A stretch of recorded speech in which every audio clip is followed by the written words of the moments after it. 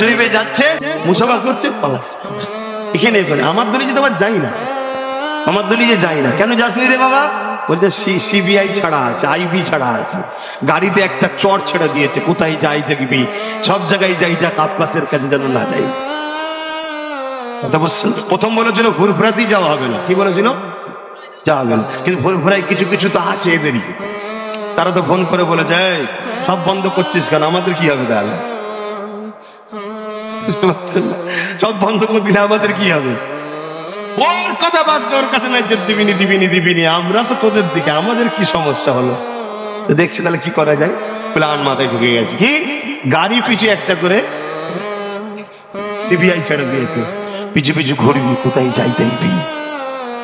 দুজন ঢুকেছে, টুক করে বলছে হুজুর আমি ভাঙর থেকে এসেছি। মুসা ভাই পালাচ্ছিস কেন? বলছি এক্ষুনি দেখে ফেললো অসুবিধা আছে, সিবিআই আছে। এভাবে বেঁচে থাকার থেকে না থাকা ভালো, এটা আব্বাস সিদ্দিকের বিশ্বাস, এটাই আমার ইসলাম শিখেছে। একই জিন্দেগি, একই জিন্দেগি, আল্লাহ ছাড়া কাউকে ভয় করবে না। আগে ভয় করবে আল্লাহকে, আমাকেও নাই, পৃথিবীর কাউকে না।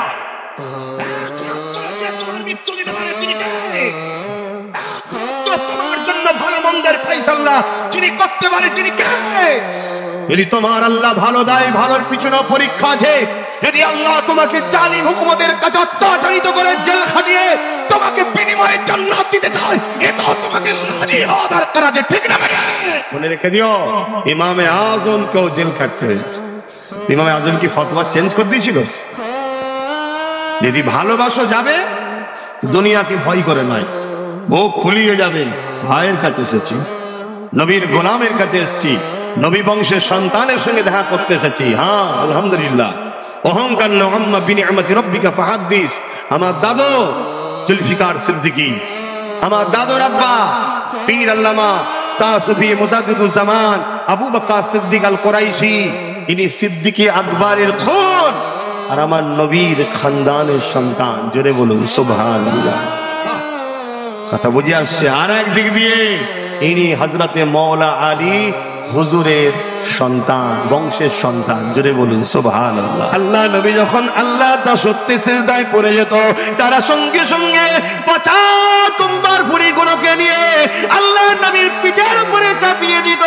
আল্লাহ নবী 50 গন্ধ ভুঁড়িকে নিয়ে মাথা তুলতে পারতেন না। নবী আমার রাব্বি রাব্বি রাব্বি আওয়াজ তুলতে, সুবহান রাব্বিল আলা আওয়াজ তুলে সিজদায় পড়ে থাকতে। আমার নবী পাকের কলিজা টুকরি খাতুনে জান্নাত তখন ছোট ছিলেন, তিনি আগিয়ে এসে আব্বা জানের পিঠ থেকে যখন ওই দুম্বার পচা ভুঁড়িগুলো নামিয়ে দিতে, তখন আল্লাহ নবী মাথাটা উঠাতো।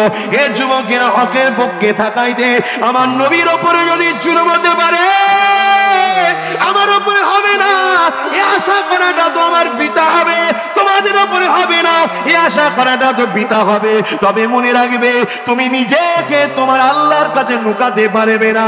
তুমি হকের পক্ষে যদি থাকো, যতই জুলুম আসুক না কেন, যত অত্যাচার আসুক না কেন, তুমি পাকে মজবুত করে রাখো। যদি ওই অবস্থায় তোমার মৃত্যু হয়ে যায়, কোনো চিন্তা করো না, কেননা মৃত্যু তো একদিন না একদিন হবার। তবে হকের পক্ষে যদি মৃত্যু হয়, মনে রেখে দিও, আমার আল্লাহ তোমার জন্য দুনিয়ার সমস্ত গুনাহ মাফ করে দিয়ে নাজাত দিয়ে দেবে। আরো জোরে বলুন সুবহান। তাই বলছি তো নাকি? এটা সবাই আওয়াজ দিয়ে বলুন, বলছি তো নাকি? কারা বলছেন যে ইসলামের কথাই বলছেন একটু হাত তুলে সাক্ষী দেন, একটু হাত লম্বা করে তোলেন। আলহামদুলিল্লাহ। দু চারটে যদি মাতাল এখন বলে যে কি বলেছিল, ইসলামের কথা বলেনি, তা আমি কি করতে পারি বাপ? ঠিক না বে ঠিক গো? কেউ যদি মনে করে যে ভাঙরে আসা বন্ধ করে দেবো, এখানে আসা বন্ধ করে দেবো, ওরে পাগল, আল্লাহর জমিনটা কি শুধু ভাঙরকে নিয়ে নাকি? হ্যাঁ, এই আল্লাহর জমিনটা কি শুধু ভাঙরকে নিয়ে? কি গো বলবেন তো, আল্লাহর জমিনটা কি ভাঙরকে নিয়ে? হ্যাঁ, শোন, তুই তো আমায় বলবি দুনিয়ার শয়তানের খুশি করার জন্য বলবি যে ভাঙরে আসা বন্ধ করে দেবো। শোন, আমার আল্লাহ যদি তোকে জান্নাত যাওয়া বন্ধ করতে, কি হবে বল দেখি? কেমন হবে? ঠিক আছে, আমার নবীর গোলামটা, আমার নবীর বংশের ছেলেটা আব্বাস যখন হক কথা বলছিল, তো দুনিয়ার শয়তান তোকে চাপ দিয়েছিল, কি হলো, কি করে এইসব হচ্ছে দেখতে পাচ্ছিস নি? তুই তখন দুনিয়ার ওই শয়তানকে খুশি করার জন্য এলাকার গরিব গরিব ছেলেগুলোর উপর জুলুম অত্যাচার করেছিলি, চমকেছিলি, ধমকেছিলিস। তা আজকে তোর জান্নাত যাওয়া বন্ধ করে দিলাম, যা। এবার কেমন হবে? কি গো, বুঝতে পারছো না? আমরাও সেদিন বলবো, কি বুঝছো এখন? ভালো লাগছে তো? চিন্তার কোনো কারণ, হাসি খুশিতেই থাকো। বুকে হাত দিয়ে বলো, তোমরা কেউ নবীর দ্বীনের দুশমন নাকি? তোমরা কেউ নবীর দুশমনদের করে সাপোর্ট করো? তাহলে চিন্তা করুনি, যদি গুনাহ হয়েও থাকে তওবা বেশি বেশি করে আল্লাহ মাফ করে দিয়ে জান্নাতি দেবে। জোরে বলুন সুবহানাল্লাহ। আমি শুধু দুটো জিনিস না হয়, এক, নিজে নবীর দুশমন বা নবীর দ্বীনের দুশমন হব না। দ্বিতীয়, কেউ দুশমন করলে তার দিকে যেন আমাকে দেখা না যায়। কিছু বুঝাতে পারলাম? আমি যদি ইসলামের উপকার করতে নাও পারি, আমি যদি ইসলামের উপকার করতে নাও পারি, আমার দ্বারা যেন ক্ষতি না হয়, মনে থাকবে। আর দ্বিতীয় কি, যারা ক্ষতি করে তাদের দলে যেন আমায় দেখা না যায়। এই দুটো কথা মনে রাখবে। আল্লাহকে সাক্ষী রেখে বলছি, আমার জ্ঞান, আমার এলেম শুধু ওই বইয়ে পাওয়া যায় তা নয়।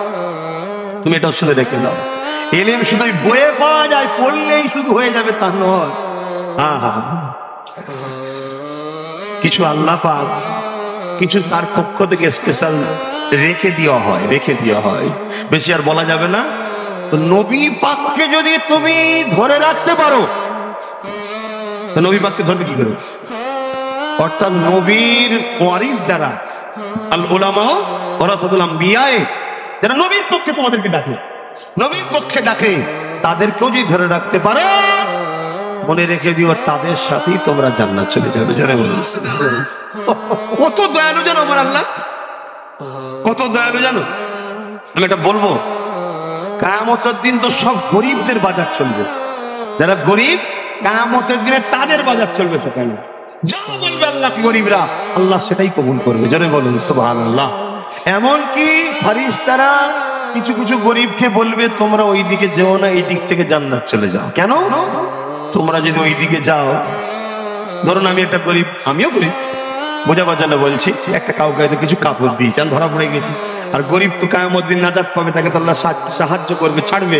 আমি তখন তাকে বলবো, ভাই তোমাকে আমি দুনিয়ায় একটা সাহায্য করেছিলাম, তুমি এখন আমার জন্য একটু বলে দাও। এই গরিব যখন তার হয়ে বলবে, আল্লাহ তাকেও জান্নাত দেবে। জোরে বলুন সুবহানাল্লাহ। শুনছেন তো? একটা ইবাদতে জাহিরি, একটা ইবাদতে রূহ। কথা বুঝে আসছে? আর ঈমান দেখাবার জিনিস নয়, ঈমান এখানকার জিনিস। কথা বুঝে আসছে? আর ঈমানটা হলো মূল, ঈমান মূল। অতএব ঈমান যদি থাকে, সে কোনো দিনের জন্য রাসূলের দ্বীনের ক্ষতিকারক হতে পারে না। আর নবীর দ্বীনকে যারা ক্ষতি করে তাদের সঙ্গে একসাথে থাকতেও পারে না। এই দুটো কথা মাথায় রাখবে।